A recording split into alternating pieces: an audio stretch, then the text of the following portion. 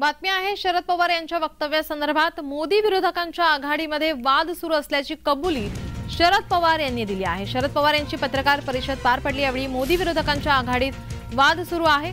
मोदी विरोधकांच्या घटक पक्षांनी एकत्र यावं असं आवाहन यावेळी शरद पवार यांनी केलंय।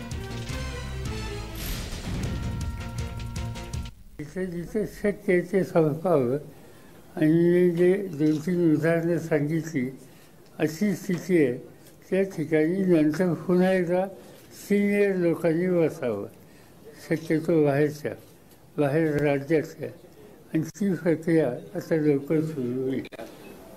असं की काँग्रेस आणि आम्ही आज एकत्रच काम करतोय। काँग्रेस आणि उद्धव ठाकरे याच्यामध्ये काही आमच्यात वेगळेपणा असतात आणि त्यामुळे साहजिकच अनेक वेळा आम्ही एकत्र बसतो, चर्चा करतो। याचा अर्थ विलीनीकरण होण्याची आवश्यकता नाही। त्यांनी त्यांचं मत सांगितलं की आम्ही मागणी केली असं नाही, हा विषय निघाला कुठनं।